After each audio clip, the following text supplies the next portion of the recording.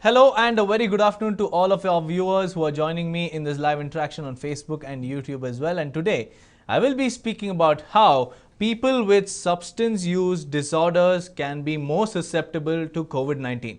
But before that, let me give you a brief introduction of today's topic. Now, with each passing day, the number of cases in India is only on the rise, and we are seeing record spikes almost every alternate day. Along with that, every day, a new study surrounding COVID-19 continues to emerge, new symptoms, and the vulnerability group keeps changing with the new studies. So, in the latest, the ones at highest risk are highly susceptible to COVID-19 are those with substance use disorders or SUDs. And this group includes those who excessively use tobacco, cocaine, alcohol, cannabis, and other synthetic drugs. And this particular study, which I'm talking about today, was conducted by researchers based out of the United States. So what did the report actually say? So the report said that people with substance use disorder or SUDs, including those who excessively use tobacco, alcohol, opioid, cannabis and cocaine, are more susceptible to COVID-19 and its complications. So the research, which assessed the electronic health records, noted that healthcare providers should closely monitor patients with SUDs and develop action plans in order to help shield them from the infection and severe outcomes.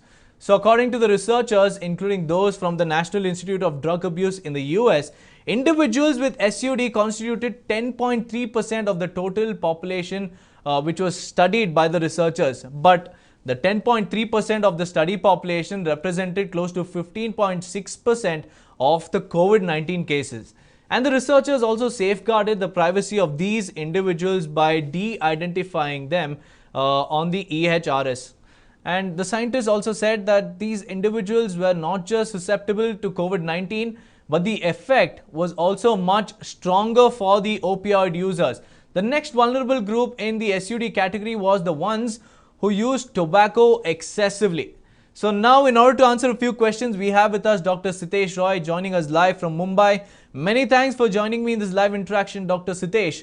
And my first question to you today is, what is the kind of threat these people with SUDs usually face when it comes to COVID-19? So people who have substance abuse disorders generally have a compromise in their respiratory and cardiovascular system. This is a well-known fact and we have known it for years together. So for example, if someone is a smoker and a moderate smoker for that matter, there is a high chance that their lung capacity and their lung functions will be lower than someone who is a non-smoker. There's also a higher chance that a heavy smoker will go on to develop something called chronic obstructive pulmonary disease, called COPD for short.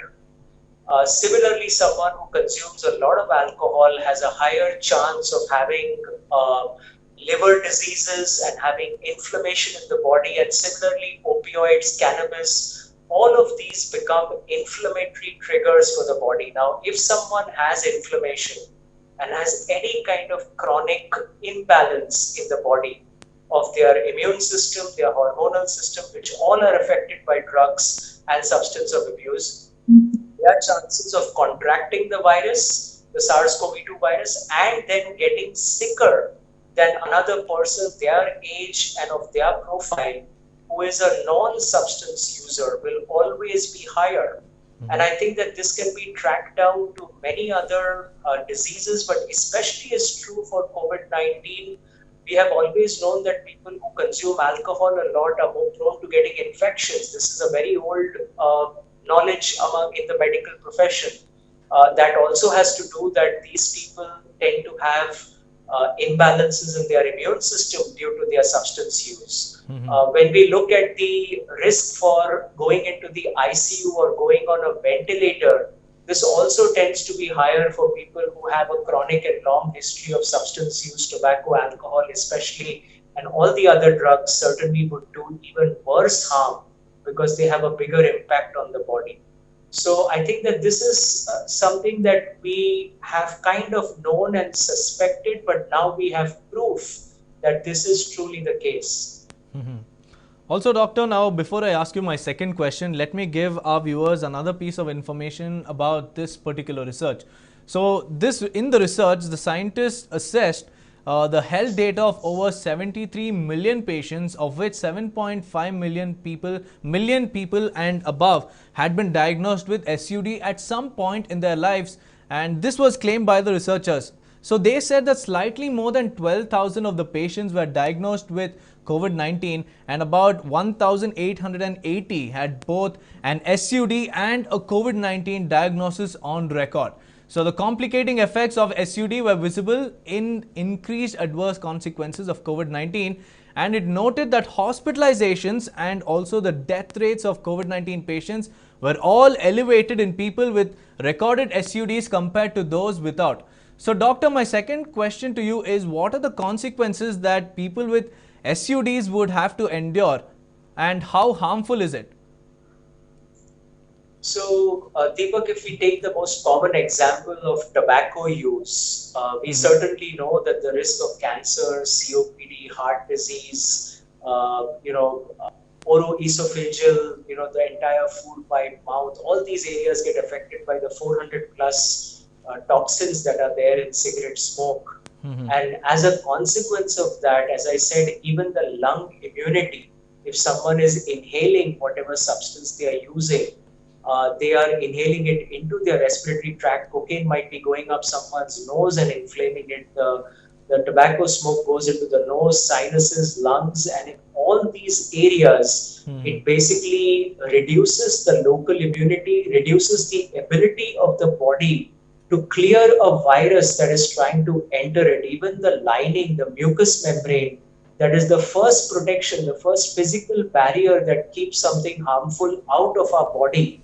The mucociliary clearance, that is also affected. The tiny hair that push things that are not right out of the body, even those are not functioning right in these people. So recognizing that any kind of substance use, even if it is in the distant past, so we know that after a smoker has even given up smoking, their risk for developing lung cancer does not go down for 15 years after they have quit smoking. So till 15 years, after stopping smoking, their risk of developing lung cancer is still higher than the general population.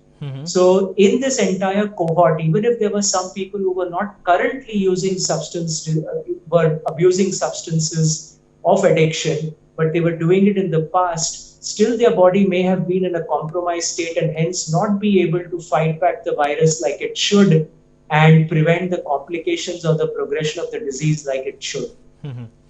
Also, doctor, now, as you know, every day in the news, the Bollywood and the Sandalwood has the reputation of these two industries has been marred by substance use. So when it comes to the COVID-19 situation and people are involving themselves in substance use, what message do you have and how harmful is it for them? So first of all, I think the biggest message is if you keep any of these people who are actually using substances of abuse as your role models, please reassess your idea of a role model and I'm not judging or labeling anyone, because what looks glamorous on a screen may not be as glamorous in real life. So the first big message is, whom are you idolizing or following? The second message is, if they are doing it, they will pay the price in their own way, health-wise or otherwise. Don't follow them and start doing the same thing. And I think that the youth and people of all ages need to realize that substance abuse, whether it is tobacco, whether it is alcohol, whether it is drugs, whether it is methamphetamines, ecstasy, anything it might be, it's a very temporary joy or happiness with a very long-lasting harmful effect on the body, mind, and the person in general. And those few minutes of pleasure certainly are not worth the risk for health. And now COVID-19 turns out to be the latest risk that people are taking if they are using any of these substances. So the biggest clear message, say no, stay away. Not even the mildest, even if everyone around you is doing it, the risk is just not worth it. It's not worth taking these risks with your health and your life.